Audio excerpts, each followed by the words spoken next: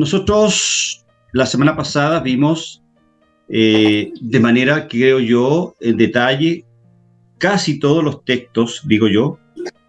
No, la verdad que estoy siendo muy deshonesto con ustedes.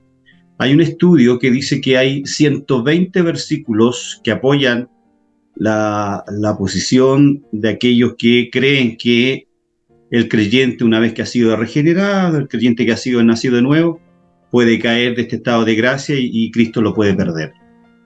Pero hay 121 versículos que apoyan lo contrario, que es la posición que particularmente yo como profesor abrazo, ¿cierto? Que es la seguridad que tenemos en Cristo.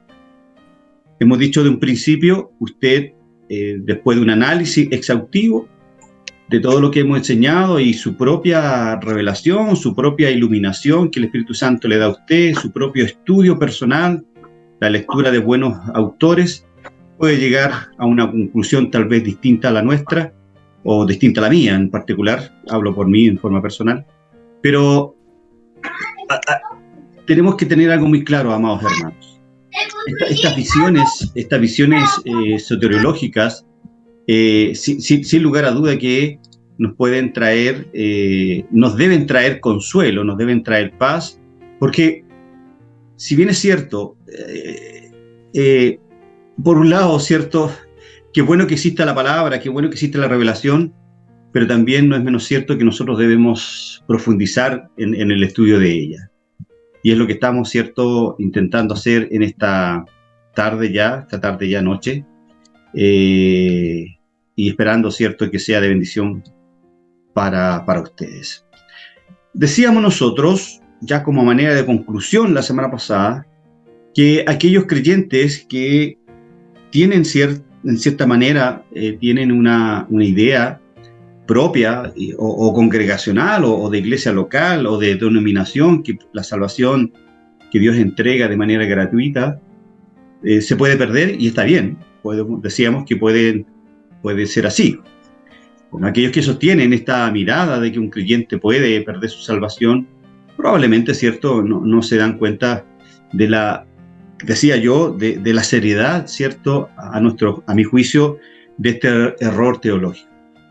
Si llevamos la doctrina hasta su conclusión lógica, es decir, la doctrina de que la salvación se puede perder, veremos, creo yo, que es un error. En ella se presentan cargos, ¿cierto?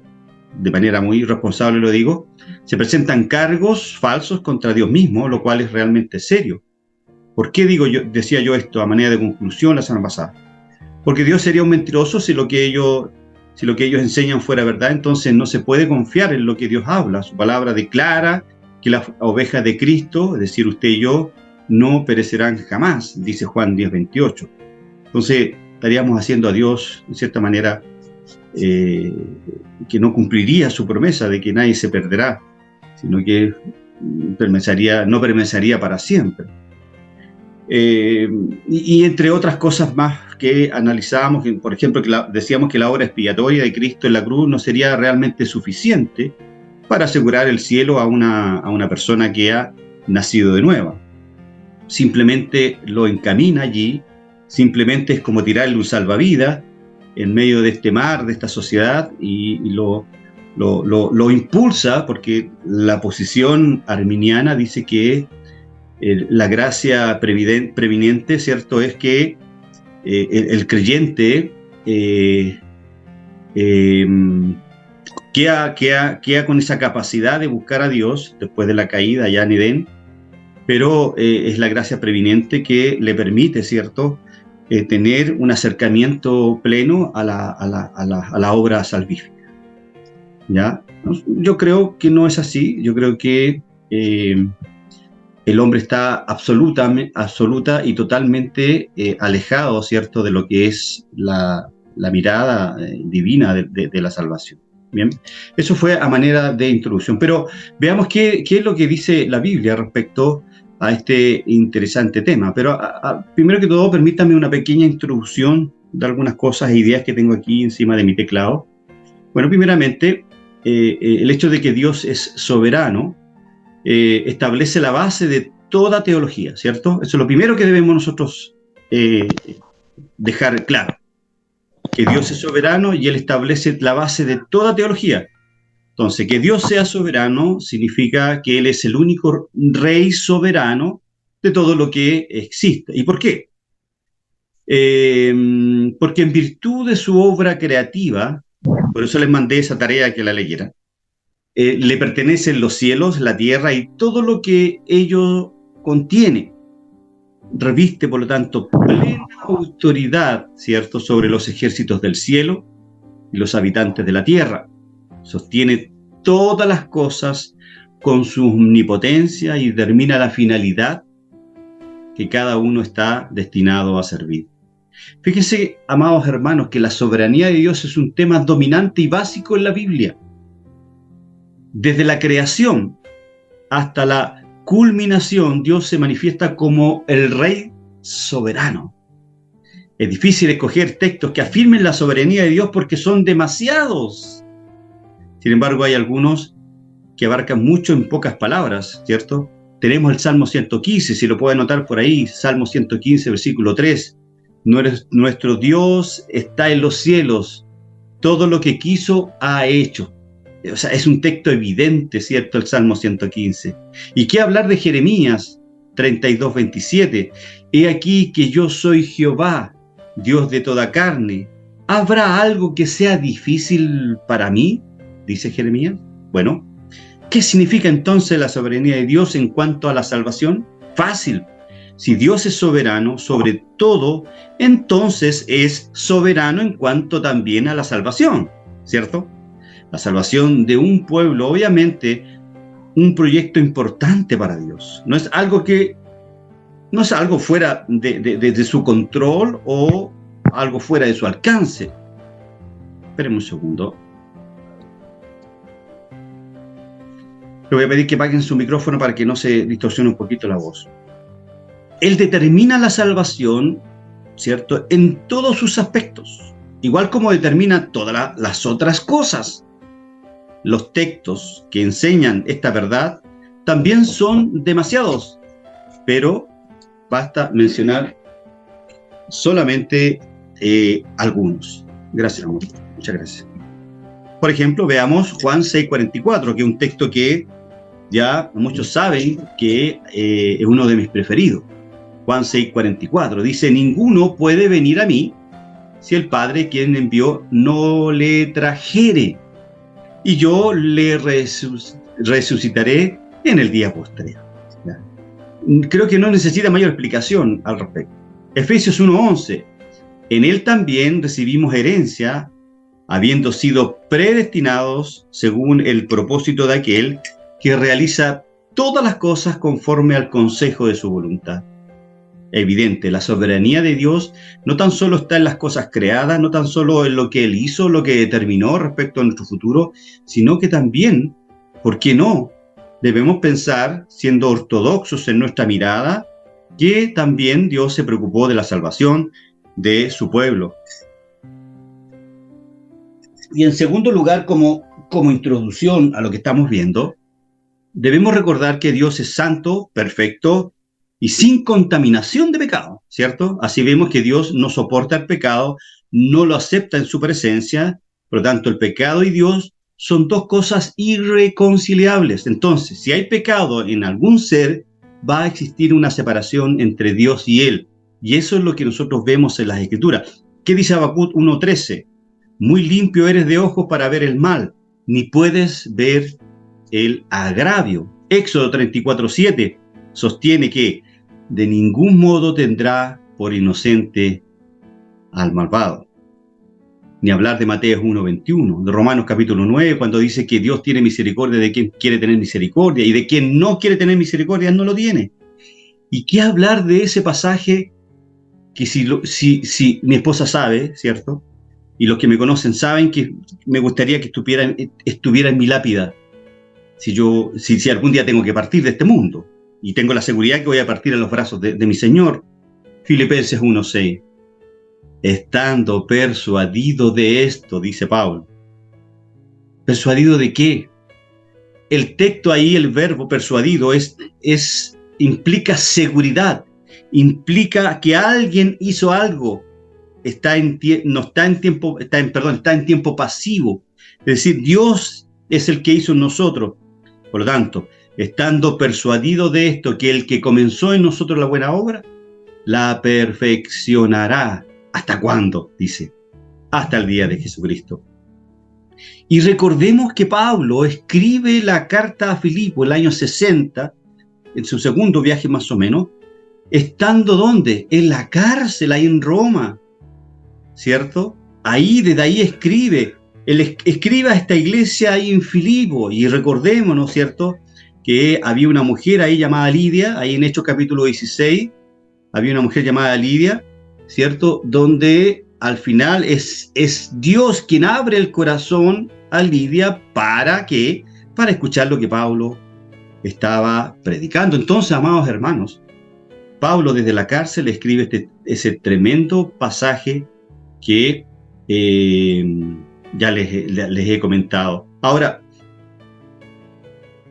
todo esto nos tiene que conformar, para terminar la introducción, nos tiene que conformar a que la justicia perfecta de Cristo es imputada y puesta a nuestra cuenta. Mire, ¿qué es lo que dice 2 Corintios 5:21? Es un texto muy decidor para lo que estamos viendo respecto a solo a la introducción. 2 Corintios 5:21 dice: al que no conoció pecado, por nosotros lo hizo pecado. ¿Para qué? Para que nosotros fuésemos hechos justicia de Dios en él. ¡Qué maravilloso pasaje! ¡Qué pasaje tan decidor! Seamos hechos justicias en él. Significa que se nos imputa la obediencia perfecta, la justicia perfecta de Cristo, se nos imputa a nosotros. Entonces, si se perdiera este regalo, Dios me tiene que sacar todos esos privilegios, me tiene que eliminar mi justificación. Y si yo más adelante me arrepiento, ¿me vuelve a justificar? Yo creo que no, ¿cierto? Yo creo que no. Bien, analicemos entonces algunos textos que hablan, ¿cierto?, de esta maravillosa verdad que yo veo en las Escrituras, y que bueno que ustedes lo hayan pedido de esta manera, ¿ya? Esto se lo voy a mandar porque para poder entender la soteriología es necesario que nosotros podamos atender a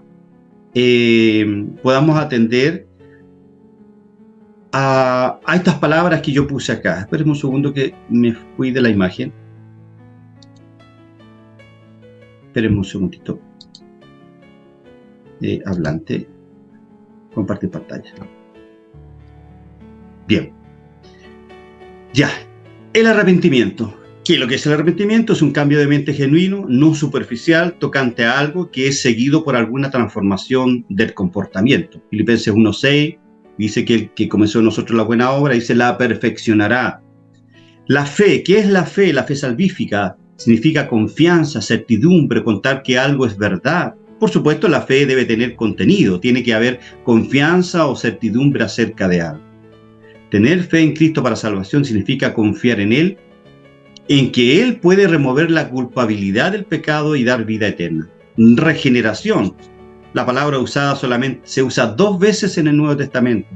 Mateo 19:28 y Titos 3:5. Y dice, Jesús les dijo, de cierto os digo que en la regeneración, cuando el Hijo del Hombre se siente en el trono de su gloria, ¿cuándo sucederá esto? Vosotros me habéis seguido, también os sentaréis sobre 12 tronos para juzgar a las 12 tribus de Israel. Tito 3:5, no nos salvó, no por obras de justicia que nosotros hubiéramos hecho, sino por su misericordia, por el lavamiento de la regeneración y por la renovación en el Espíritu Santo. Significa nacer de nuevo, es la obra de Dios que da nueva vida al creyente. Y aquí hay un par de otras palabras que queremos ustedes analícenla en casa, ¿cierto? La gracia, ya sabemos lo que es la gracia, es el don inmerecido. La redención es la obra de Dios por la cual nos compró. Justificación, anunciar un veredicto favorable, es decir, cuando hablamos de justificación, cuando Dios nos justifica, lo que dice 2 Corintios, ¿cierto? Lo vuelvo a leer el texto. 2 Corintios dice que 5:21 parece que era, sí. Al que no conoció pecado, por nosotros lo hizo pecado, para que nosotros, es decir, usted y yo, los que han sido regenerados, los que han sido redimidos, los que han recibido por gracia, para que nosotros fuésemos hechos justicia de Dios en él. Qué maravilloso texto, qué maravilloso texto. Luego tenemos la imputación, todos los beneficios que se derivan de la salvación son imputados al creyente. Por lo tanto, la imputación es el acto de Dios por la cual imparte al creyente la justicia eterna de Cristo. Romanos 3:21 dice, pero ahora, aparte de la ley, se ha manifestado la justicia de Dios, testificada por la ley y por los profetas. 1 Corintios 1:30, más por él estáis vosotros en Cristo Jesús, por él estamos nosotros en Cristo Jesús, el cual nos ha sido hecho por Dios, sabiduría, justificación, santificación y redención. Y otras palabras más que serían buenas que ustedes las analizaran y las leyeran. Bien, analicemos el primer texto entonces, amados hermanos, que nos tienen que dar la tranquilidad de que Dios no es hombre para mentir, ni hombre para mentir, digo yo, ¿ya? ¿Ok? Lucas 15, versículo 3 al 6, dice, y él les propuso esta parábola diciendo, ¿qué hombre de vosotros, teniendo 100 ovejas, se perdiere una de ellas, no deja las 99 en el desierto, y va a la que se perdió hasta que la halle? Y hallada la pone sobre sus hombros gozosos, y viniendo a casa, junta a los amigos y a los vecinos, diciéndoles, dadme el parabién, porque he hallado mi oveja que le había perdido. Bueno, esta parábola del pastor que encontró a su oveja perdida, ¿cierto? Es una figura, sin lugar a duda, del Señor Jesús en su obra de buscar y salvar almas, ¿cierto?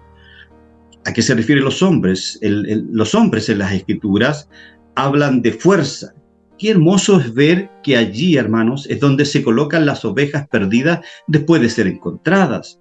Isaías 9:6 nos dice que en el milenio el gobierno de todo el mundo estará sobre el hombro del Señor, ¿cierto? Y ya, a mi juicio ya estamos viendo el milenio. Pero aquí se ve al creyente descansando seguro sobre sus hombros, ¿cierto? Es lo que nos dice Lucas 5:36. Ahora, él llevó a la oveja todo el camino hasta llegar a casa.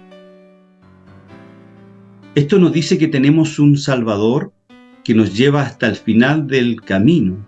Aquellos a quienes Él salva los lleva seguro por todo el camino hasta llegar al cielo.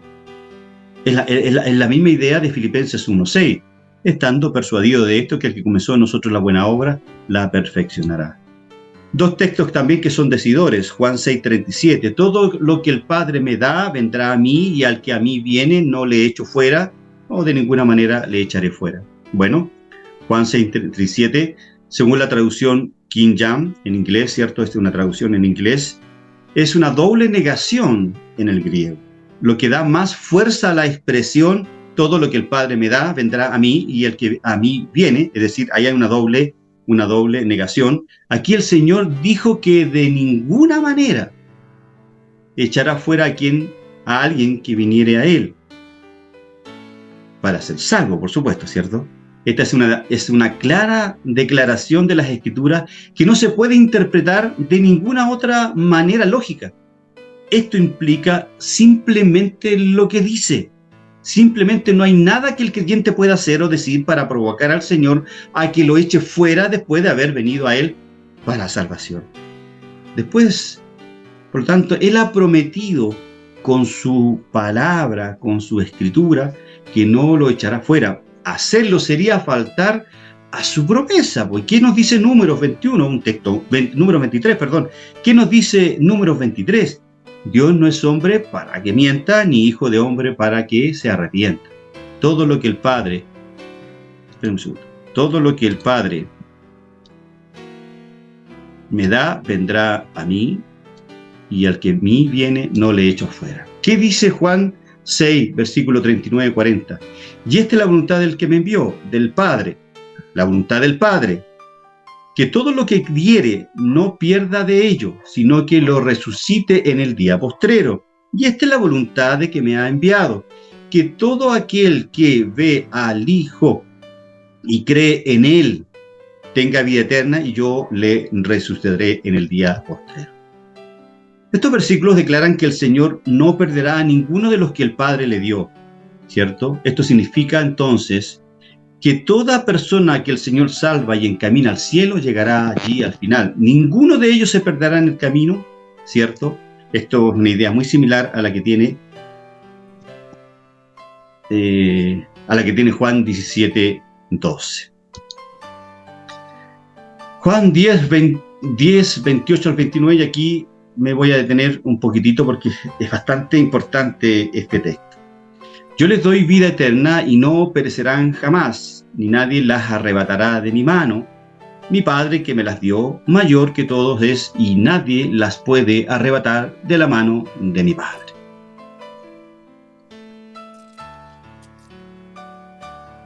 Espérenme un segundo.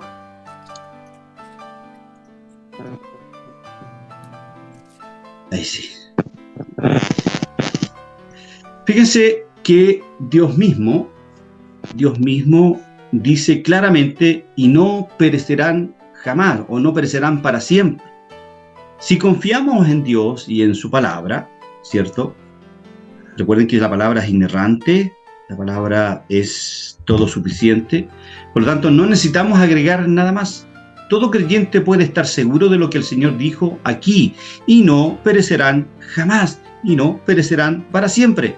Realmente no hay otra forma de interpretar estos versículos que el de simplemente tomarlos al pie de la letra, una simple lectura.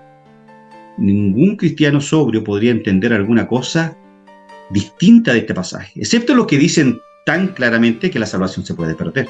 Sin embargo, algunos asumen que cuando Dios dice no perecerán para siempre, Él realmente no lo dice en serio, que hay condiciones relacionadas con esa afirmación. Pero eso no es lo que el Señor dice acá, porque entendemos que para el mundo arminiano la salvación es condicional. A mí en lo particular la salvación es incondicional. Estos versículos no solo muestran que el creyente está seguro en la mano del Señor, sino también que está a salvo y seguro en la mano de Dios, el Padre. Una vez más, esto muestra que el creyente está doblemente seguro. El Señor dice que nadie las arrebatará. De esa seguridad debemos nosotros estar, valga la redundancia, seguros. Sin embargo, frente a estas explícitas declaraciones, amados hermanos, hay quienes nos dirán que aunque nadie pueda arrebatar a un creyente de la mano del Señor, el creyente puede arrancarse a sí mismo. Perdón, ¿no hay arrogancia ahí? Eso no es más que una clara negación de lo que dice la Escritura, porque esta dice nadie. Ahí hay un negativo universal, nadie. No es el creyente alguien, ¿cierto? Más, la versión King James en inglés dice, ningún hombre las arrebatará de mi mano. Pero la palabra hombre realmente no debiera estar en el texto, ya que abarca más que solo a los hombres. El pensamiento aquí es que ninguna criatura, hombre o demonio o nada, ¿cierto?, puede separar a ninguna de las ovejas del Señor de su seguridad eterna.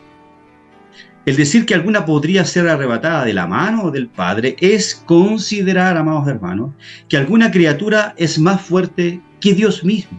Y sabemos nosotros que Dios es todopoderoso. Los que hemos estudiado los atributos de Dios, entendemos que Dios es omnipotente. Y con solo ese atributo, ¿cierto?, Él puede dar seguridad de este pasaje de Juan 10, 28 al 29. Siguiente ya. Juan 14, 16. Y yo rogaré al Padre, y os dará otro consolador para que esté con vosotros hasta que ustedes se porten bien. ¿Eso es lo que dice el texto? No. Bueno, Juan 14, 16, cuando el Espíritu de Dios viene a morar en el creyente, una vez que haya recibido a Cristo como su Salvador, la Escritura dice que el Señor estará con él para siempre. Señor el Espíritu Santo.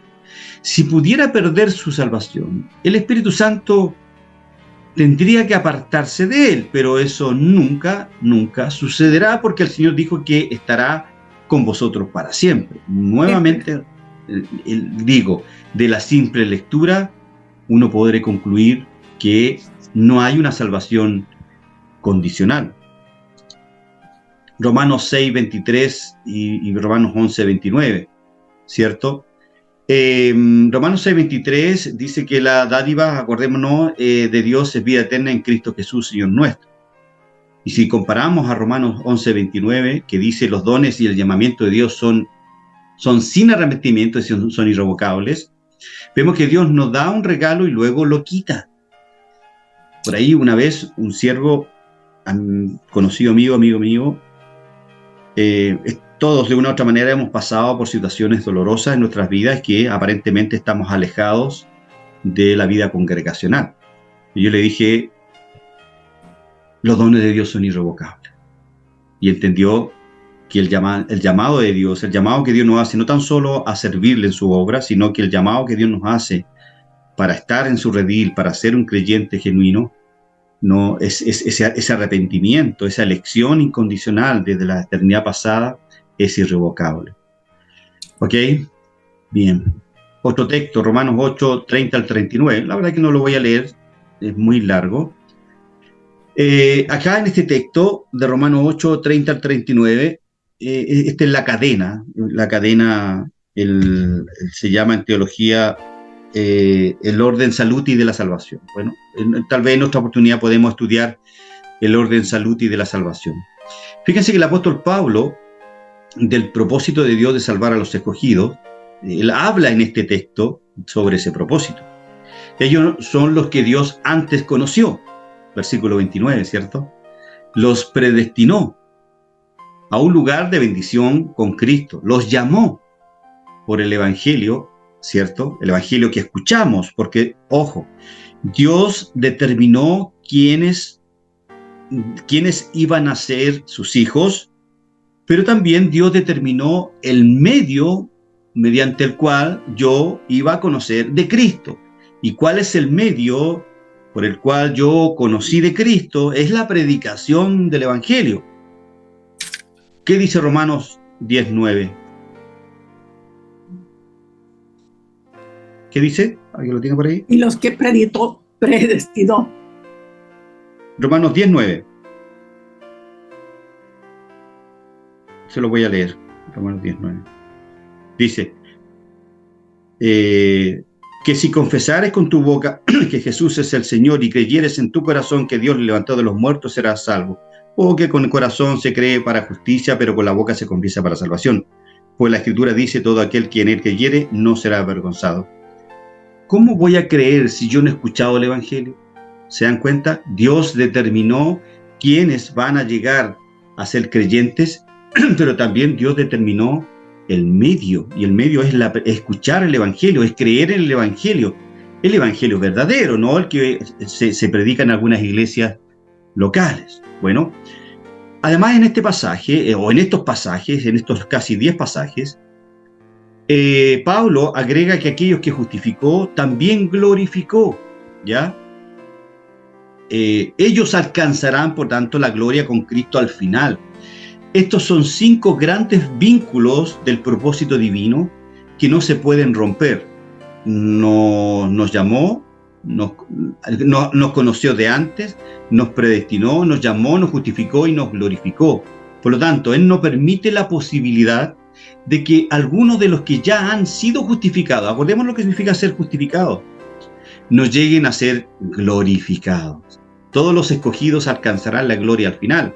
Luego, los versículos 31 al 35, ¿cierto? El apóstol hace 7 preguntas que enfatizan la imposibilidad de que cualquier criatura, ya sea hombre o el diablo o cualquier otra cosa, pueda frustrar a Dios en su propósito de bendecir a aquellos a quienes Él ha predestinado.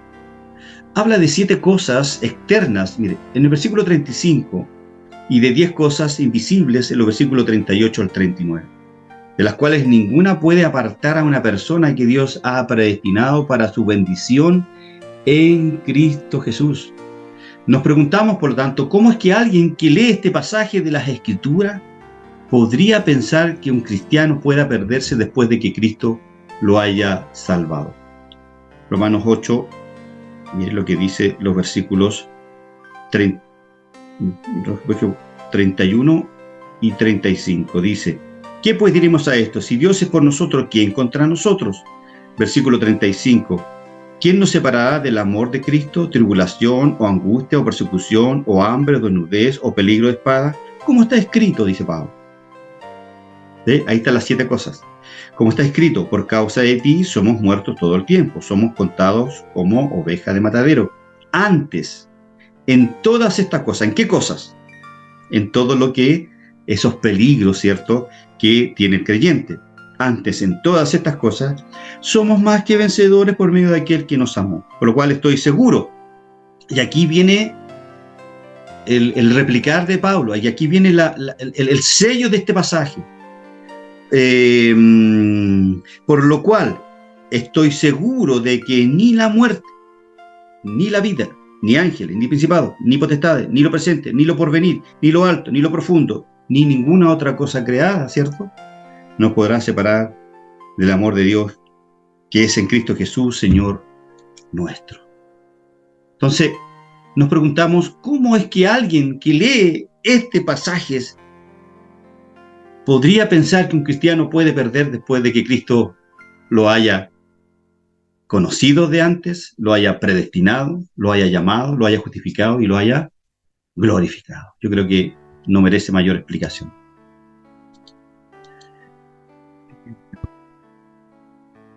Quisiera preguntar hasta aquí si hay alguna pregunta que ustedes quieran hacer de lo que estamos viendo.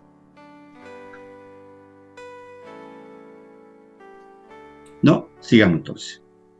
¿No hay preguntas? Bien, sigamos. 1 Corintios capítulo 1, versos 7 y 8 dice: esperando la manifestación de nuestro Señor Jesucristo, el cual también os confirmará hasta el fin, para que seáis sin falta en el día de nuestro Señor Jesucristo. Bueno, estos pasajes, sin lugar a duda, por lo que yo leo acá, establecen que los creyentes en el Señor serán confirmados ¿hasta cuándo? Hasta el fin. Hay que buscar mi lapicito. Hasta el fin. Serán confirmados ¿hasta cuándo? Hasta el fin.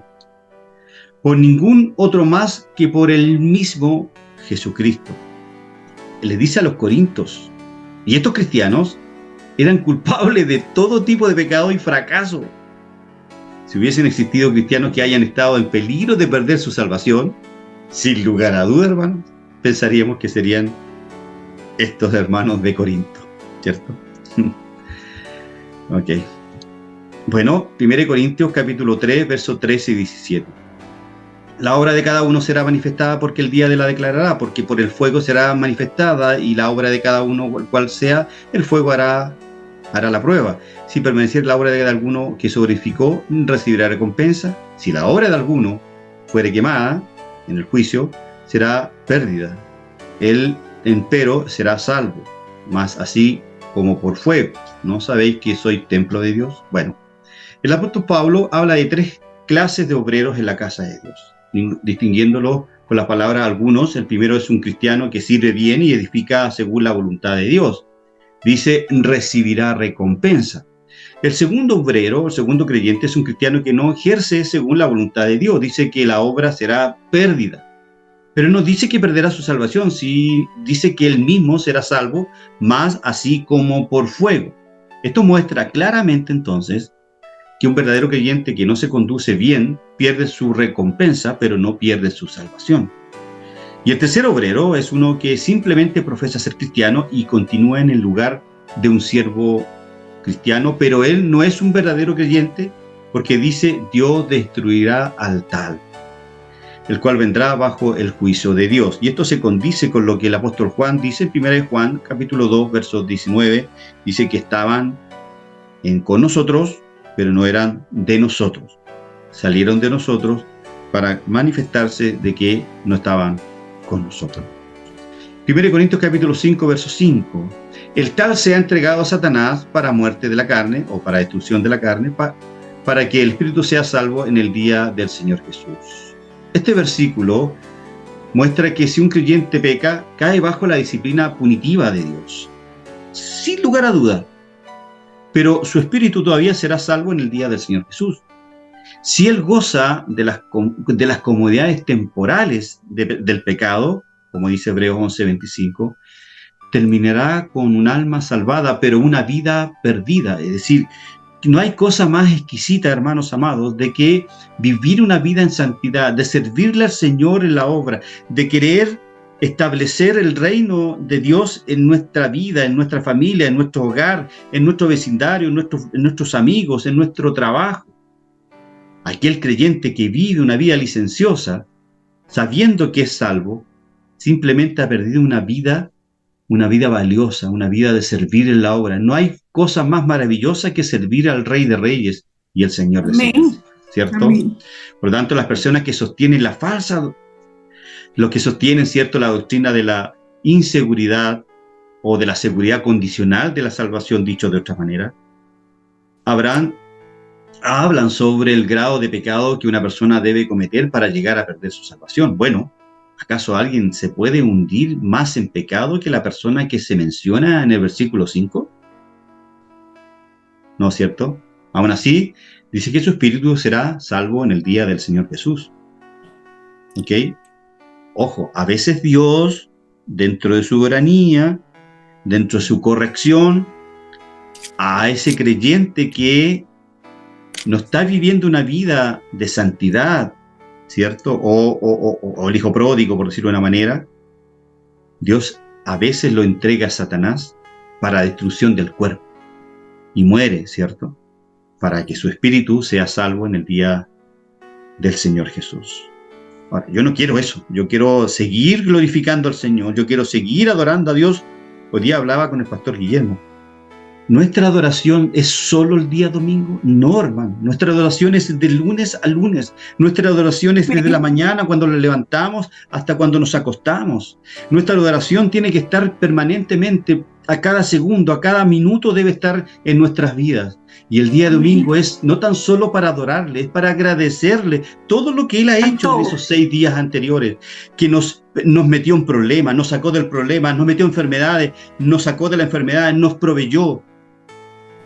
Todo eso, ¿cierto?, es para ir a agradecerle, levantar las manos, gritar de gratitud en el culto público. La adoración no comienza el día domingo, la adoración termina el día domingo. Amén. Bien. Efesios 1:13 y Efesios 4:30, que es la misma idea, en el cual también después de que creísteis, fuiste sellado con el espíritu de la promesa. Bueno, esto nos dice que cuando somos salvos, ya, usted y yo, somos sellados con la presencia del Espíritu de Dios que mora en nosotros. Hechos 5:32, Romanos 5, ¿cierto? Romanos 5 es categórico en los primeros 11 versículos. Bueno, Efesios 4:30, que es el otro texto que está acá, agrega que estamos sellados para el día de la redención. El aspecto de la redención, entonces, en este versículo, es el de nuestro cuerpo cuando el Señor venga por nosotros. Redención significa, recordémonos, no solo ser comprados, sino también ser liberados. Nuestras almas están actualmente redimidas, dice Romanos 3:24. Pero en ese día todo nuestro ser será liberado de los efectos, lo vimos el año pasado en Teología 3, ¿cierto? Serán liberados de los efectos del pecado y seremos glorificados como Cristo, como dice Romanos en los textos anteriormente que leíamos. Esto significa que el Espíritu de Dios, que nos sella al creer, nunca se aparta durante toda su vida, porque Cristo lo promete ahí en Juan capítulo 17, que Él estará con nosotros para siempre. Él está con nosotros desde el momento en que somos salvos hasta el momento en que somos glorificados y llevados al cielo. Amén, ¿cierto? Amén. Filipenses 1:6. Bueno, no necesito explicarlo, porque saben que este es el versículo mío preferido, ¿ya? Por lo tanto, aquí aprendemos que cuando Dios comienza una obra en una persona y la salva, Él la perfeccionará, la terminará en el fondo. Y está en tiempo pasivo, es decir, Él la hace. Ninguna de las obras que Dios se compromete a realizar quedará incompleta. Esto incluye la salvación. Recordémoslo en la introducción, Dios es creador y Dios es soberano en todo, no tan solo en la creación del universo, no tan solo, ¿cierto?, en generar todas nuestras acciones, sino que también es soberano y ha creado también el medio y la forma en que vamos a ser salvos, y también dentro de su soberanía, Él ha permitido situaciones en nuestras vidas que nos conducen, ¿cierto?, a la gloria eterna. Si Él comienza una obra en alguien, la terminará y llevará a esa persona Amén. a salvo, a su hogar en el cielo.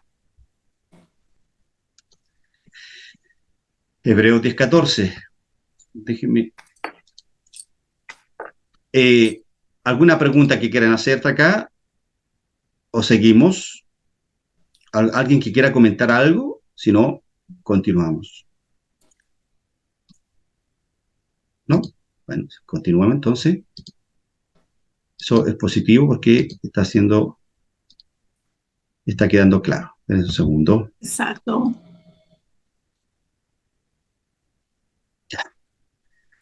Hebreos 10:14, porque con una sola ofrenda hizo perfecto para siempre a los santificados, ¿cierto?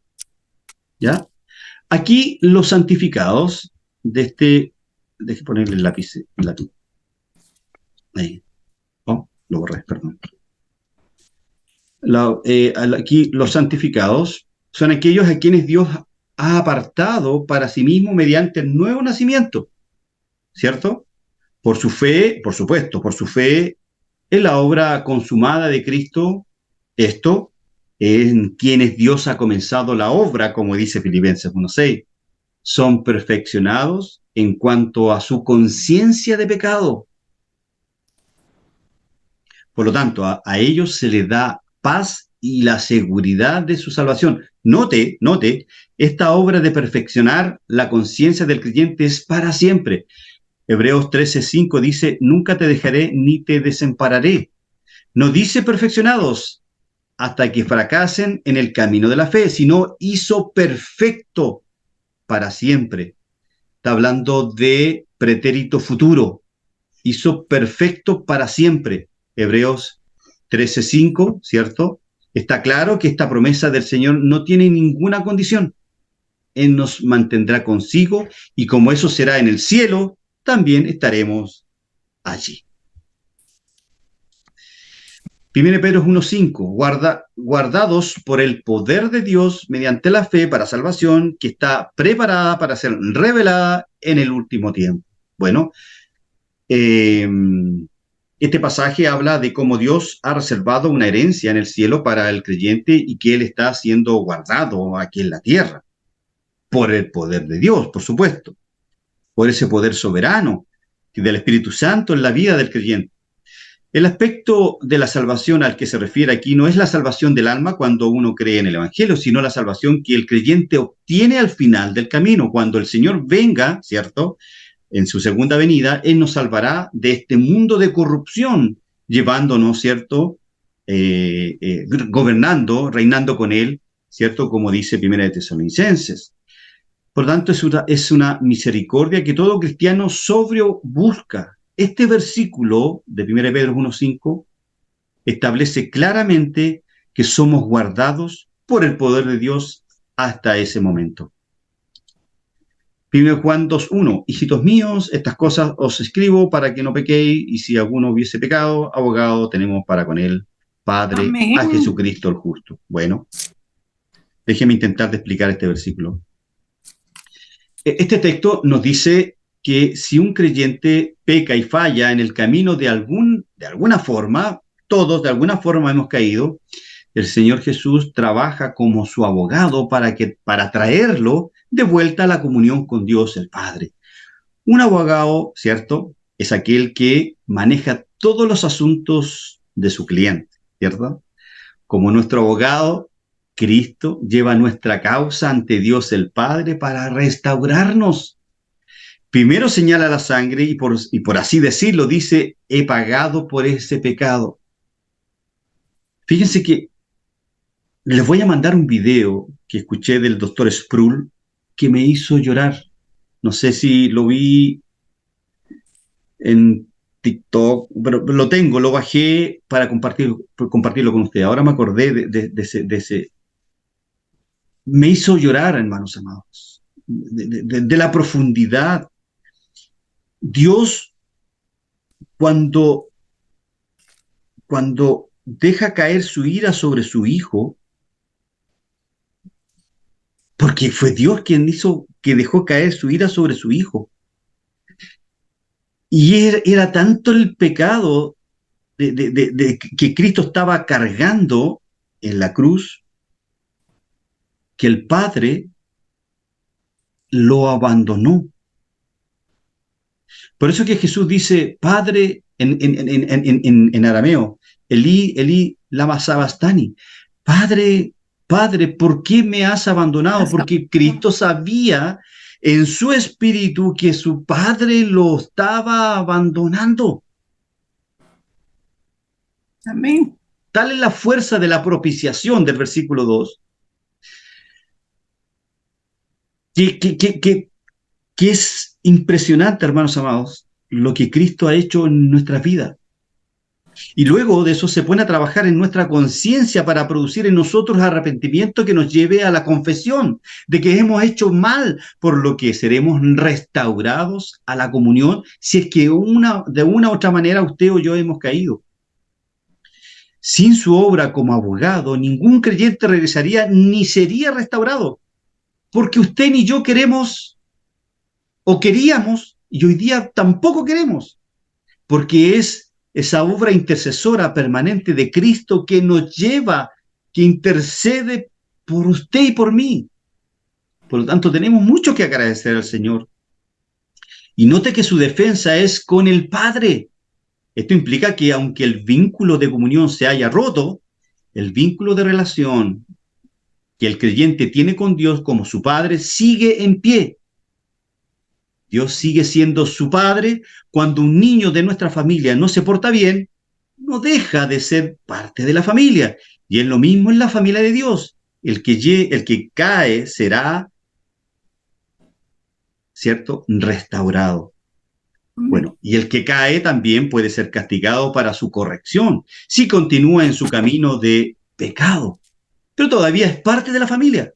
No necesito mayor explicación. Veamos otro texto para que ya vayamos concluyendo.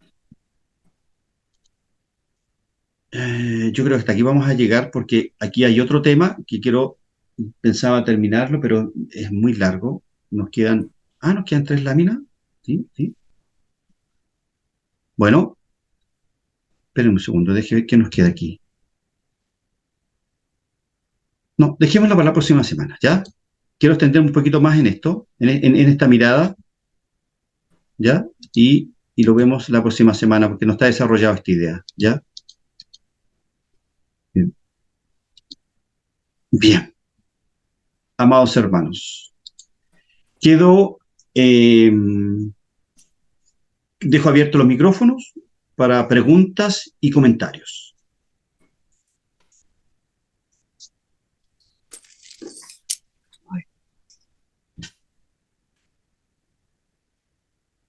Hermana Marta.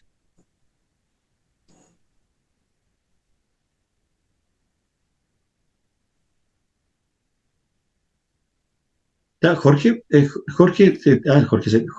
hermano Jorge, Jorge Pérez de Chiloé. Felipe, ¿cómo estás? Hola hermano Alejandro, bendiciones. Para ti también. Bien, gracias Señor.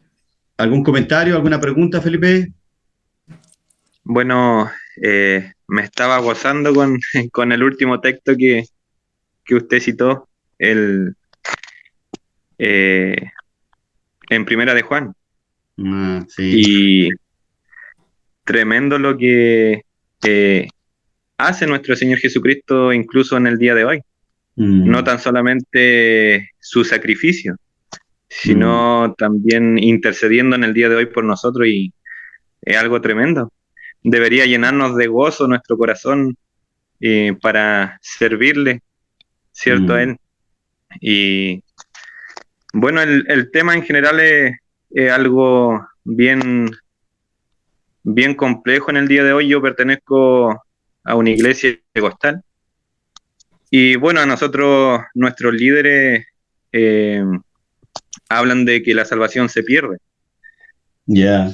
Entonces, ha sido muchas veces incómodo, pero gracias al Señor, Él me hizo entender de que estoy seguro en sus manos.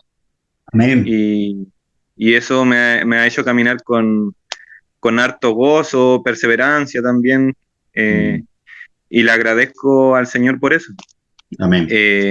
Bueno, le iba a comentar, hay un texto también que se usa mucho para decir de que la salvación se pierde, y es ese que dice: el que perseverare hasta el fin, este será salvo.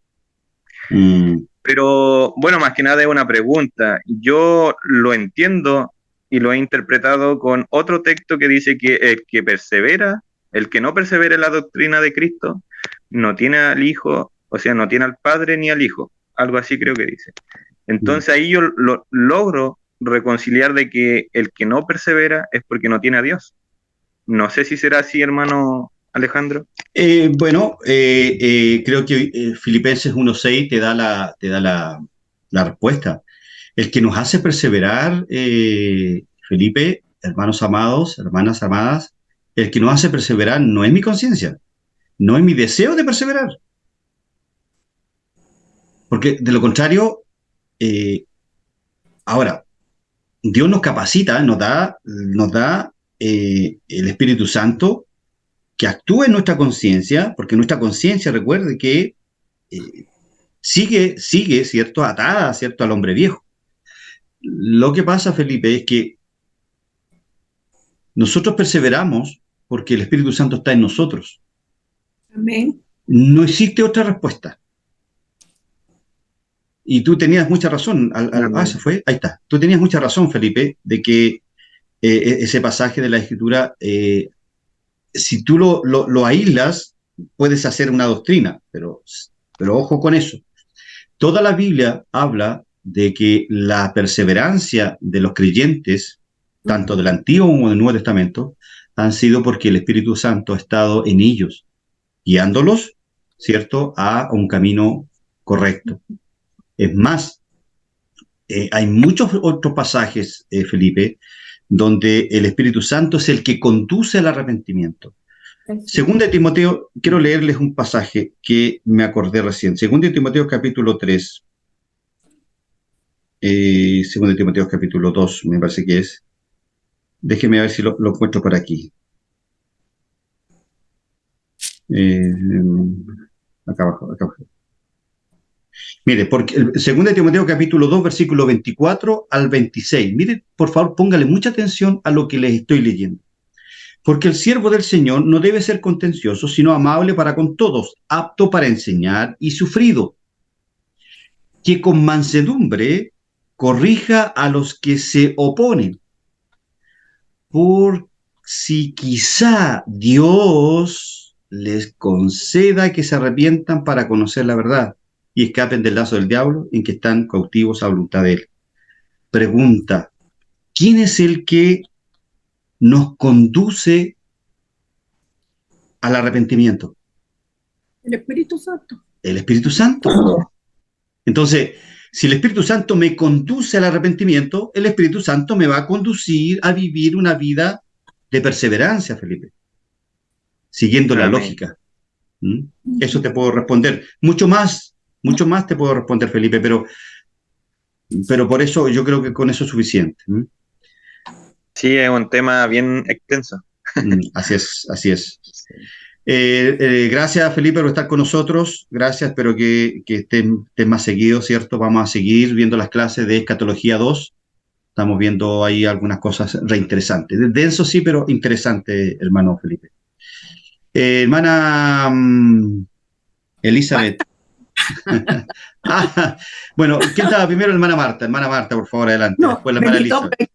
ella fue, bueno, es que tengo una porción de la palabra Dele nomás, por favor. en Génesis 28:15. He aquí, yo estoy contigo y te guardaré por donde quiera que fueres, y volveré a traerte a esta tierra, porque no te dejaré hasta que haya hecho lo que te he dicho. Yo diría amén a eso, pues. Yo también, por eso, pero buscando. Mm. Bueno, le insisto, según algunos eruditos, hay 120 versículos que que podrían estar en riesgo nuestra salvación, pero hay 121 versículos que hablan sobre la seguridad de nuestra salvación. Y la verdad es que quien les habla los ha estudiado casi todos. Yo solamente seleccioné de un grupo y del otro, seleccioné los más claros, ¿cierto? Y la semana pasada, Jorge y los hermanos de Chilote analizamos, bueno, para los que son de otro país, Chiloé queda el extremo sur de nuestro país, ¿ok? Hay una isla como la isla de Puerto Rico, de Costa Rica. Hoy yo tengo una confusión, Puerto Rico, ¿cierto? Puerto Rico, sí. Puerto Rico. Puerto Rico, ¿no? ¿O Costa Rica? Costa Rica es más grande. Ya, Costa Rica, ya. Costa Rica es como Chiloé para que más o menos lo dimensione, Bendito. ¿ya? A eso. Puerto Rico es pequeñito, pero un corazón grande. Así es. Bien, gracias, hermana Marta, gracias. Hermana Elizabeth.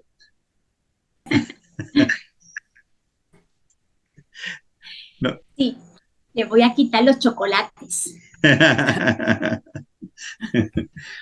Somos puertorriqueñas, Puerto Sí. Rico, Ay, hermano, tanto. 4 años y todavía no me lo aprendo. ¿Qué? Ya, no importa. Ustedes me perdonen. El tema es sumamente interesante y buscando mayor información, quedé sorprendida cuando vi las iglesias que son calvinistas, las agrupan solamente en dos: las iglesias reformadas y las iglesias congregacionales.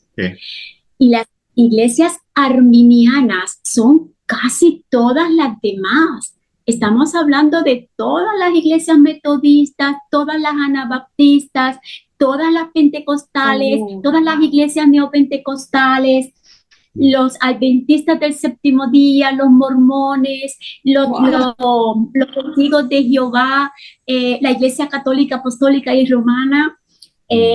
¿Cuál más? Las iglesias judías mesiánicas, los mormones, bueno, casi todas las iglesias son arminianas, y las calvinistas son un grupito reducido. Es increíble.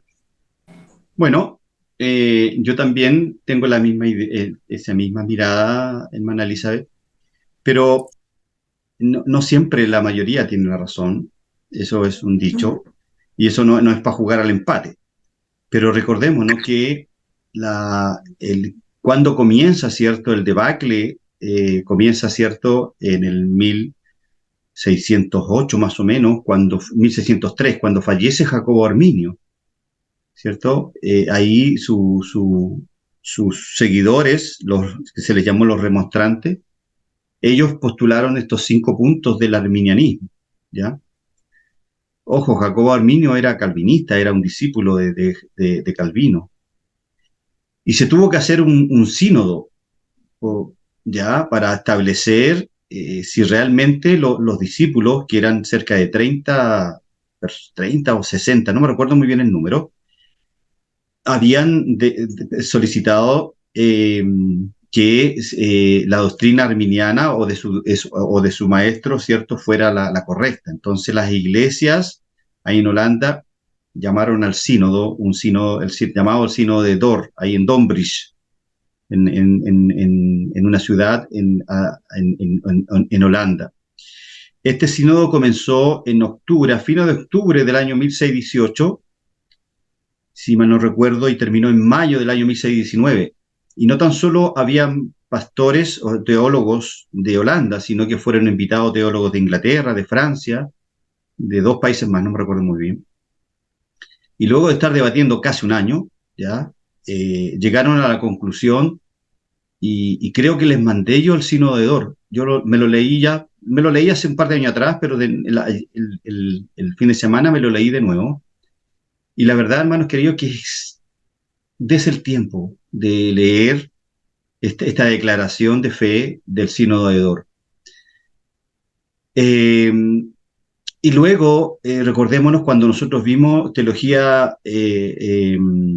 contemporánea, nosotros analizamos de cuándo comienzan todas estas miradas distintas. Comienzan con Juan Wesley. Juan Wesley, ¿cierto?, fue el que inició el metodismo en el mundo, ¿cierto? Y él comienza con esta segunda ola y de ahí empieza a haber una distorsión mayor. Y de ahí nacen las asambleas de Dios. Las asambleas de Dios, ¿cierto?, son arminianas. O sea, han expulsado pastores porque se han encontrado con la fe reformada y los han expulsado, ¿cierto?, de sus denominaciones. Y eso lo encuentro bueno. Ellos tienen un gobierno muy especial, la verdad que es triste decirlo. Por lo tanto, y lamentablemente, aquí a Chile, hablo de mi país, usted tiene mucha razón, hermana Elizabeth, más diría yo que un porcentaje bastante grande de iglesias pentecostales son arminianas sin saber que lo son, porque no conocen estas doctrinas, no las conocen, no saben quién es Jacobo Arminio, quizás tal vez da lo mismo, pero sí importante, porque yo siempre les he hablado a ustedes sobre el desarrollo de la doctrina ortodoxa, y el tema soteriológico no nace en el Sínodo de Dort, o no nace en la Reforma. El tema soteriológico nace, ¿cierto?, con los patrísticos, con los padres de la iglesia primitiva, que diría yo que casi todos ellos pregonaban, ¿cierto?, la fe de Pablo. Tuvo que aparecer por ahí un señor llamado Pelagio, que él señala, ¿cierto?, en el 300 y algo, él señala de que el hombre, cuando cayó allá en Adán y Eva, o el pecado de Adán, no afectó al hombre. Como no afectó al hombre, el hombre quedó con la capacidad total de aceptar o rechazar la fe o el evangelio. Eso decía Pelagio. Y Agustín le dice, no, hombre. Y ahí comienza esta controversia. Pero se hizo un sínodo para ver si Pelagio lo que decía era verdad. Y se determinó que la doctrina pelagiana era herejía. Entonces, la iglesia pasa después del siglo IV hasta los pre-reformados y en un tiempo de silente donde no hay mucho que decir sobre esto, pero son los reformadores los que nuevamente toman las ideas de Agustín y de Pablo y desarrollan, ¿cierto?, toda esta teología que nosotros conocemos. Calvino la desarrolla de una manera más magistral. Pensemos que todos los eruditos que usted conoce, Spurgeon, Zwingli y otros más del siglo XX, estamos hablando de Jorge, ayúdame, con Sproul, Suger Michelén, Miguel Núñez, que son personas que son eruditos en la palabra y que de una u otra manera ellos también abrazan esta fe reformada o las doctrinas de la gracia. Entonces, eso les puedo decir. Y efectivamente tú tienes mucha razón, Elizabeth. Lamentablemente nuestras iglesias pentecostales carecen, ¿cierto? Paul Washer, muy bien, Felipe, Paul Washer también, carecen, ¿cierto?, de estas doctrinas elementales. Si se dieran el tiempo de estudiar las doctrinas de la gracia, la verdad es que sería otra mirada, ¿cierto? Eso les puedo decir. Bien, no sé si alguien más quiere preguntar o quiere comentar. Jorge. Sí, hermano Alejandro. Mm, Mire, bueno, con lo último que mencionaba, en realidad, a ver cómo le explico. Bueno, en breve quiero comentar parte de mi experiencia, que como decía mi hermano Felipe Almonacid, en mi mm, caso también personal, desde niño fui criado en una iglesia con raíces pentecostales. Ahora en la iglesia donde nos congregamos con el hermano Felipe es 100% se puede decir pentecostal. mm, Por lo tanto, bueno, usted, hermano Alejandro, conoce lo que se enseña sí, en la línea de esta iglesia o de estas ramas pentecostal. Eh, y el otro día analizaba y pensaba en este movimiento, por decir así, reformado y, y bueno, lo poco que he indagado y lo poco que he podido eh, informarme de parte de la historia, me cuenta que en Latinoamérica no hemos tenido reforma. mm. No sé si estoy equivocado. La reforma, llegaron muchos reformadores llegaron a Brasil. Mm, Por eso es que Brasil tiene uno de los mejores teólogos a nivel latinoamericano, ¿cierto? Tiene buenos teólogos, a eso me refiero. Y para ok, contar, no, para contar, claro. no. Y mire, bueno, como le digo, parte de mi experiencia es la siguiente, que después de llevar un buen tiempo en congregándome, pidiéndole a Dios que me diera la vocación de leer, de escudriñar, eh, ya analizándome a mí mismo y decía, llevo tanto tiempo en la iglesia, que eran ya alrededor de 10 años, y 10 años, y me miraba a mí mismo y sentía como que no había crecido en lo Mm, espiritual, no había crecido en conocimiento. Y pedí a Dios que me diera esa vocación de escudriñar la escritura. Y gracias a Dios, por su misericordia, comenzamos a hacerlo junto a mi esposa y comenzamos a escudriñar, a ver los versículos, pidiéndole claridad a Dios. mm, Cuando por misericordia de Dios pude comprender una parte diferente a la que se me había enseñado y a la que se me había adoctrinado, comencé a compartir esas ideas, comencé a compartir a ver cómo puedo decir, deducciones que tenía de ciertos versículos, hasta que en un punto un hermano en una red social, como en Facebook, me comenta, me dice, hermano, ¿usted es calvinista? Y yo, la verdad, hasta ese entonces no tenía noción de lo que era el calvinismo, ni mm, arminianismo, ni ninguna otra tendencia, ninguna. Entonces yo dije, hermano, ¿y qué es eso? ¿Qué es calvinismo? Me dijo, no, son doctrinas que enseñó Calvino. ¿Y quién es Calvino? Si yo tampoco tenía idea de quién era Calvino. mm, Wow. Y claro, entonces para mí de verdad fue satisfactorio después cuando ya me nombraron Calvino, dije, ¿quién fue Calvino? ¿Quién enseñó Calvino?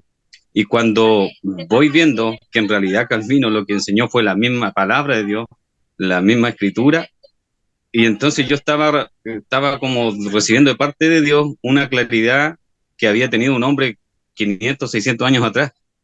Entonces dije, entonces no soy yo, o sea, no soy yo el equivocado, porque como decía mi hermano Felipe, ha sido muy difícil en exponer en nuestros sermones puntos como estos, como los de que en lo que se enfoca la doctrina de la gracia, mm. que en realidad nos ha traído conflictos muchas veces, nos ha traído muchas indiferencias. No eh, claudiques. no, no, gracias al Señor. Estuve a punto en una oportunidad, pero entendí que no es lo mejor. Entendí que si Dios me tiene ahí, como me dijo un hermano, tiene que dar hasta cuando ya no dé más. Así Amén. que mi hermano, mire, como para, no sé si finalizar o no, pero me ayudaría mucho si usted me podría ayudar a interpretar, por decir así, la cita de Apocalipsis, capítulo 22, versículo 17. Sé que hay otras similares a esas, pero con esa estoy como que también me faltaría como reafirmar en realidad. Y el espíritu y la esposa dicen, ven, y el que oye diga, ven, y el que tiene sed, venga, y el que quiera, tome el del agua de la vida gratuitamente. ¿Ese es texto? No estoy equivocado. O no sé si es más bajito, pero donde dice que el que no fuere, lo borraré del libro o algo así. No sé si me sigue más abajo. Ya. El 19. 19, por favor. Y si alguno quitare de las palabras del libro de esta profecía, Dios quitará de su parte del libro de la vida. ¿Es ese texto? Sí, sí. ¿Y qué duda tienes ahí? Porque es que muchos pueden enfatizar y decir, aquí dice que Dios nos va a borrar del libro de la vida. Bueno, pero dice, a ver, la pregunta es la siguiente, dice, y si alguno quitare de las palabras del libro, si quieres lo podemos extender un poco más la próxima clase, pero te va a dar una respuesta sencilla, Ya. lógica. Dice que, y si alguno quitare de las palabras del libro de esta profecía, aludiendo el apóstol San Juan a las Escrituras, que en ese entonces era la Septuaginta y eran los libros, ¿cierto? O las cartas que estaban circulando, ¿cierto? En todo el Mediterráneo, ¿correcto? ¿Cierto? Dios quitará de su parte del libro de la vida. Bueno, ok. La pregunta es, ¿tú crees que un creyente genuino tenga la osadía de quitar algo de la Biblia y decir esto no es inspirado? No. O agregar. Es como si llamáramos anatema a Jesucristo. Claro. O tener la osadía de agregar el Evangelio de Alejandro, ¿cierto?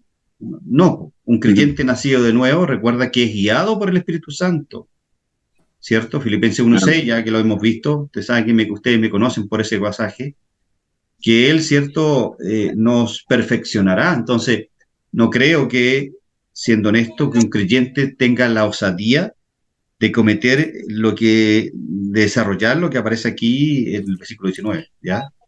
Esto, sin entrar en mayor detalle, esto yo creo que se refiere a otra cosa, así que sí, efectivamente, a un falso creyente. Felipe dice que un falso creyente. De todas maneras, un falso creyente recuerde que ellos son infiltrados y como Satanás puede engañar aún a los escogidos, que es un texto que analizamos el martes pasado, indudablemente que puede generar ese hecho que tú mencionas acá. Pero voy a dar una respuesta más amplia el próximo martes. ¿Te parece, Jorge? Ok. Ya, pero quédate con esa idea. Sí, dale, por favor. ¿Puedo hacer otra? Dale. Mire, sí, Apocalipsis capítulo 13, versículo 8 y Apocalipsis capítulo 17, versículo 8 son citas que dicen lo mismo y según mi entendimiento, y quiero ver la posibilidad de, si me puede aclarar en eso, según lo que leo y dice el texto, que quienes están, o sea, por ejemplo dice que los que no fueron escritos en el libro de la vida desde antes de la fundación del mundo. O sea, ¿qué deduzco yo? Que el libro de la vida y quienes, por ejemplo, están escritos en el libro de la vida ya fueron escritos desde antes de la fundación del mundo. ¿Es así o no? Discusión. Espérate.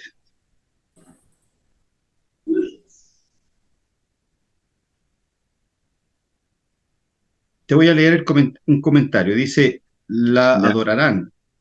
Futuro en voz activa, ¿ya? Está con una voz acusativa, aquí como algunos otros textos como Apocalipsis 13:4. Ambas construcciones en este libro, cuyos usos redundantes del genitivo, bueno, aquí está hablando un poquito más en el griego. Pero mira, mándame por favor este texto al WhatsApp y yo lo desarrollamos el próximo martes, ¿te parece? Ok, hermano. ¿Sí? Alejandro, muchas gracias. Vamos a analizar un poquito en el griego, a ver qué nos dice los modos verbales, ¿te parece? Ok, muchas gracias, hermano. Ya, Jorge, gracias por estar con nosotros. Bien, Pastor Jorge, aprovecho a saludar al hermano Gino, que no haya estado con nosotros, Gino, Jorge. No, ¿cierto? No, él es mi hermano de sangre, le extendí la invitación. Gino, un abrazo a la distancia. Dios te bendiga, muchas gracias por estar con nosotros. Esperemos que nos acompañes más adelante. Así que gracias, Gino, por estar con nosotros. Que Dios te bendiga. ¿Algo que decir? ¿Alguna palabra? ¿Alguna consulta? ¿Algún comentario?